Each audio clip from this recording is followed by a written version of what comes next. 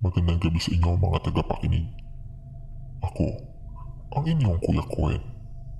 At isa na namang kwento ang ating uungkatin ngayon. Bago ang lahat, huwag kalimutang i-like ang video at mag-subscribe na rin para sa mas marami pang istoryang katulad nito. At ngayon, ituloy na natin ang katatakutan. Kuya Kwen, ako po si Arman. Matagal ko nang kinikimkim ang kwentong ito. At ngayon, sa tulong nyo, ay may sasalaysay ko na ang parting ito ng aking buhay. Hindi ko pa rin lubusang matanggap ang mga nangyayari. Parang isang bangungot na paulit-ulit bumabalik sa akin tuwing madilim ang gabi.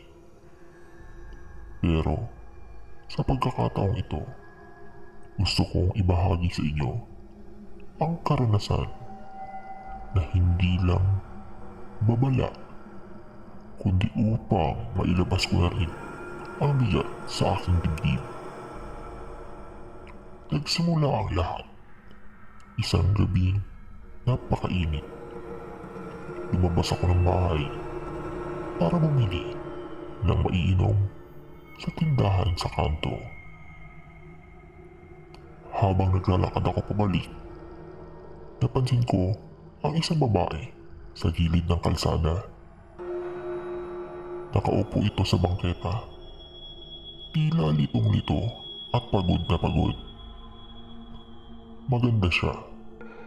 Sobrang ganda. Sa totoo lang, maladyos ang mukha. Matangos ang ilong. Mahahaba ang pilik mata at mapupula ang labi. Pero sa kabila ng kagandahan niya, may kung anong hindi ko maipaliwanag. Nakilabot akong nararamdaman nang magtagpo ang aming mga mata. Sir, pwede po bang humingi ng tulong? Wala po kasi akong matuluyan ngayong gabi. Mahina niyang sabi. Dahil sa awa, inalok ko siyang pansamantalang tumuloy sa bahay namin. May ekstrang kwarto naman kami na misis ko na si Lisa. At naisip kong isang gabi lang naman siguro. Hindi ko alam na ang maliit na desisyong iyon ay magpapabago sa buhay namin ng tuluyan. Pagdating namin sa bahay, agad akong sinalubong ni Lisa.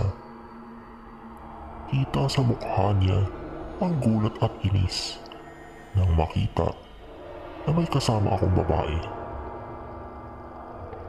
Sino yan, Arman? Malamig niyang tanong. Wala raw matutuluyan. Saka isang gabi lang naman siya rito. Sagot ko. Pilit kong pinapakalma ang asawa ko. Kitang-kita ko ang pagsingkit ng kanyang mga mata. Alam kong hindi niya gusto ang idea. Pero wala siya magawa kundi pumayag. Napansin ko rin kung paano tumitig si Ses kay Lisa. Kakaiba ang titig niya. Parang sinusukat ang asawa ko. Parang isang mandaragit na inaaral ang kanyang biktima. Simula nang dumating si Ses, ay naging masungit at mainitin ang ulo ni Lisa ng gabing iyon. Siya ay lagi nakasimangot, laging iritable.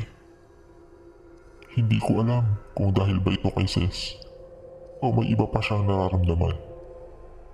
Pero habang lumilipas ang mga oras, unti-unti ko napapansin ang mga kakaibang nangyayari. Nagising ako sa kalagitnaan ng gabi at nakita ko si Ses na nakatayo sa gilid ng aming kama.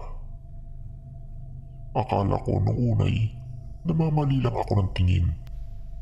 Pero nang bumalik ako sa pagtulog, Naramdaman kong may malamig na hangin na dumaan sa kwarto namin. Kinilabutan ako. Maya-maya ay madaling araw na. Mga bandang 3:00. Nagising si Lisa at pumunta ng kusina upang uminom ng tubig. Nang bigla na lang, narinig ko ang sigaw niya. Patakbo akong pumunta sa kanya at nakita kong nanginginig siya sa tabi ng lababo. Hawak-hawak ang isang patalim.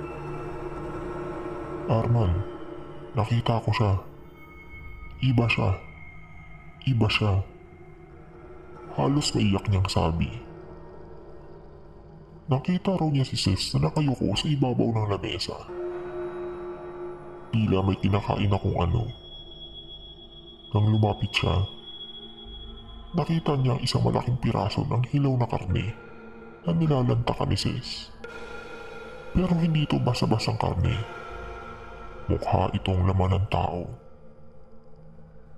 Kinabukasan, kinumpronta ko si Sis. Nagkwento siya sa akin ng buhay niya. Lumayas daw siya sa kanila dahil inaapi siya ng kanyang ama-amaan. At kung maaari daw, ay manatili pa siya ng ilang araw pa. Naawa naman ako sa sitwasyon niya. Kaya pinilit ko si Lisa na makumbinsi na magdagal pa siya dito. Ngunit, sa aming pag-uusap, hindi makatingin ng diretso sa akin si Ses.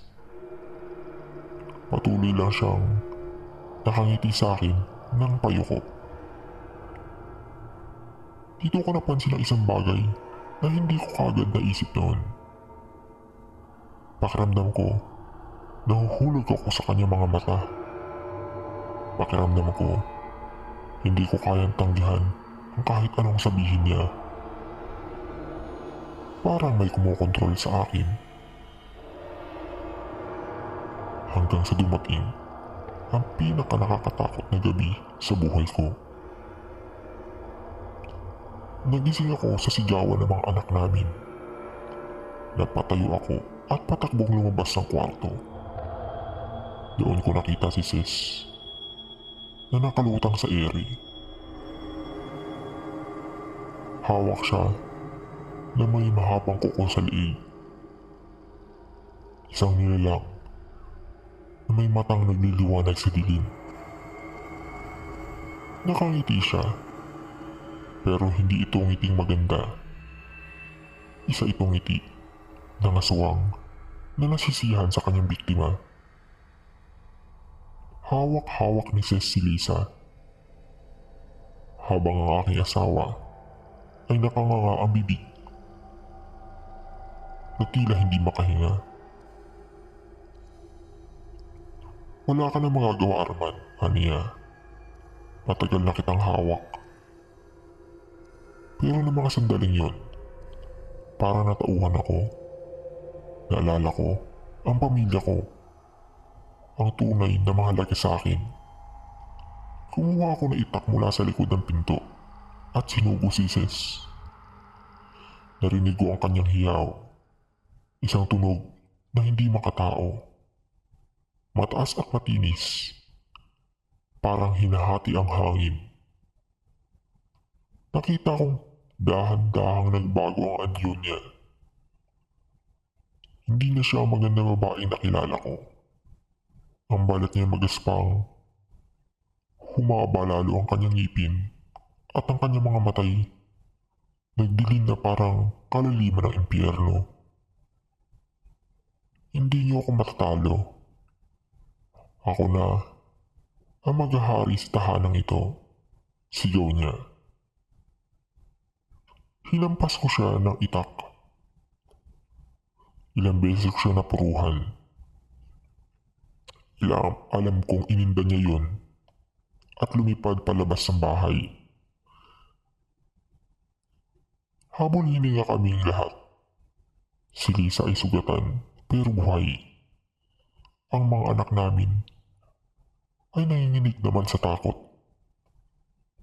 At ako, naiwan din ako nanginginig at hindi makapaniwala sa nangyari. Simula noon, hindi na bumalik si Ces. Pero ang trauma, ang takot, hindi yung mawawala.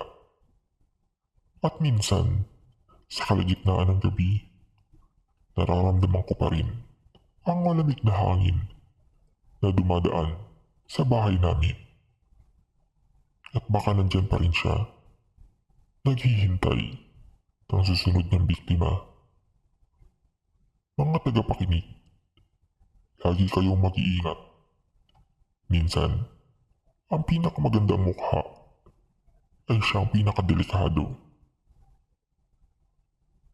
At muli, ako ang inyong Kuya Kuen. Hanggang sa susunod na kwento ng katatakutan.